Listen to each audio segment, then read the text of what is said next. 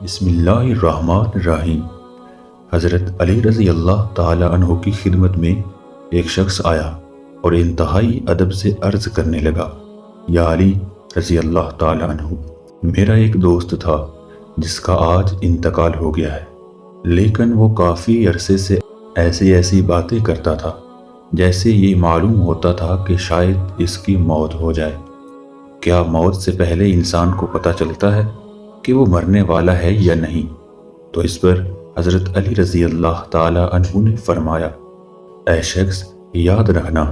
اللہ نے عالم ملکوت، عالم بیاہ اور عالم ارواح کے بیچ ہر انسان کے لیے مایہ کل روا رکھا ہے، جو اسے آنے والی مصیبتیں، پریشانیاں اور وقت کے بارے میں آگاہ کر دیتا ہے۔ اللہ اپنے بندوں سے پیار کرتا ہے۔ انسان موت کو ختم ہونے کا نام سمجھتے ہیں، اصل میں موت ایک زندگی کی طرف انسان کو لے جانے کا نام ہے، موت ختم ہونے کا نام نہیں۔ کبھی اللہ اپنے بندوں سے موت کا ڈر ختم کرنے کے لیے الہامی خواب دکھاتا ہے، تاکہ مرنے والے انسان موت کو نئی زندگی سمجھے اور مرنے سے پہلے اپنی اصلاح میں لگ جائیں، اپنے آپ کو بہتر بنانے کی کوشش کریں، اپنے گناہوں کی معافی مانگ لیں۔ جس طرح وہ کبھی کسی سفر کو جاتا ہے تو اس کی تیاری کرتا ہے، اس کا سامان جمع کرتا ہے، ویسے ہی برزخ کا سامان جمع کر لے۔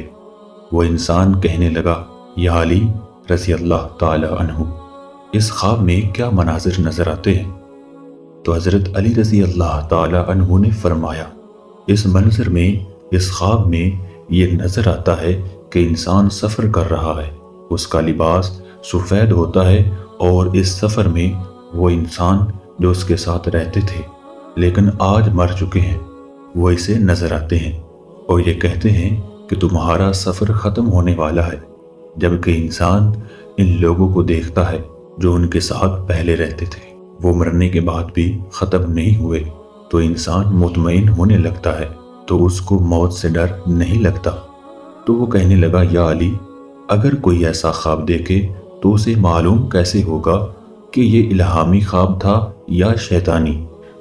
تو حضرت علی رضی اللہ تعالی عنہ نے فرمایا، جب بھی اس قسم کا خواب دیکھو،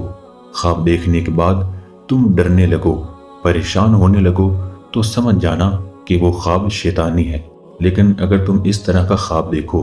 جس کے بعد تم مطمئن ہونے لگو اور تمہیں موت سے پیار ہونے لگے، تو سمجھ جانا یہ خواب رحمانی ہے، یعنی کہ سچ ہے۔